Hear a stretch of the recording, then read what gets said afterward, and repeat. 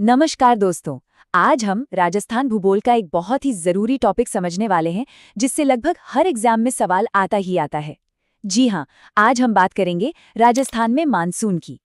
तो दोस्तों, आज का अपना मेन फोकस इसी सवाल का जवाब ढूंढना है। और यकीन मानिए, इस एक सवाल के जवाब में हम मानसून से जुड़े सारे इंपॉर्टेंट कॉन्सेप्ट्स को एक एक करके समझ लेंगे। तो चलिए शुरू करते हैं।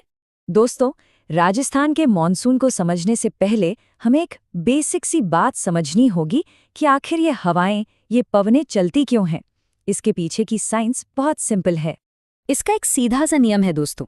हवा हमेशा हाई प्रेशर यानी उच्च वायु दाब से लो प्रेशर यानी निम्न वायु दाब की ओर चलती है। आसान भाषा में समझें तो जहां गर्मी ज्यादा होती है वहां हवा गर्म होकर हल्की हो जाती है और ऊपर उठ जाती है। इससे वहां लो प्रेशर का एरिया बन जाता है। तो अब होता ये है कि गर्मियों में हमारा थार का मरुस्थल बहुत ज्यादा गर्म हो जाता है। इस भयंकर गर्मी की वजह से यहाँ एक पावरफुल लो प्रेशर का सेंटर बन जाता है। और ठीक उसी समय समुद्र पर तुलना में ठंडक होती है, जहां हाई प्रेशर होता है। तो जैसा हमने अभी सीखा, हवा हाई से लो प्रेशर की तरफ चलती है, यानी समुद्र से नमी वाली हवाएं थार मरुस्थल की तरफ खींची चली आती हैं।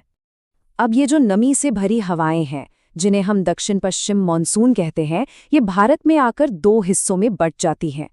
एक है अरब सागर की शाखा और दूसरी बंगाल की खाड़ी की शाखा। और दोस्तों, यही दोनों शाखाएं तय करती हैं कि राजस्थान में कितनी बारिश होगी। चलिए इन्हें और करीब से देखते हैं।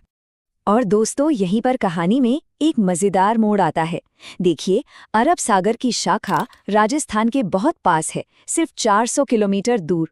वहीं दूसरी तरफ बंगाल की खाड़ी की शाखा लगभग 2900 किलोमीटर का लंबा सफर तय करके राजस्थान पहुंचती है। तो लॉजिक तो यही कहता है कि पास वाली शाखा से ज्यादा बारिश होनी चाहिए ना, है ना?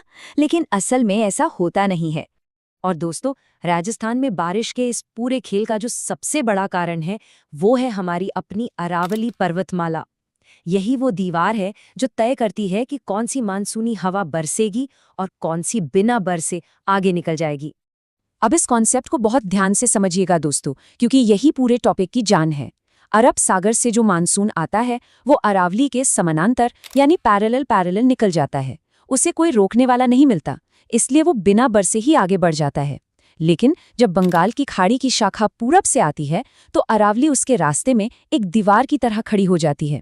ये रुकावट हवा को ऊपर उठने पर मजबूर करती है, जिससे वो ठंडी होकर पूर्वी और दक्षिणी पूर्वी राजस्थान में जमकर बारिश करती है।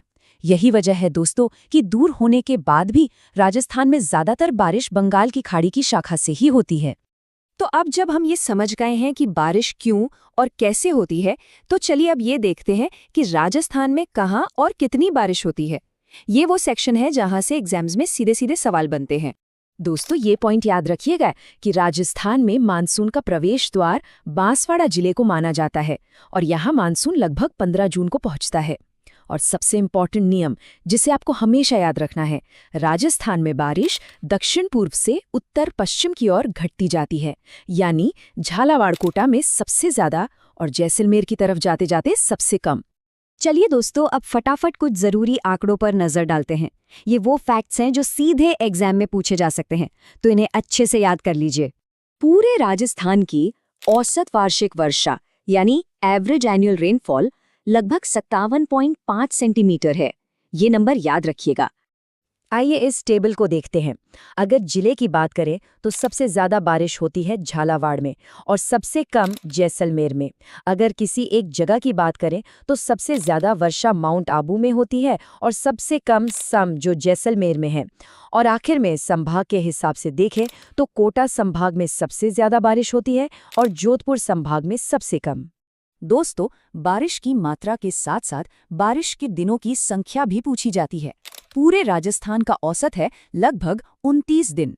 वहीं झालावाड़ में साल में लगभग 40 दिन बारिश होती है और माउंट आबू में सबसे ज्यादा लगभग 48 दिन बारिश होती है।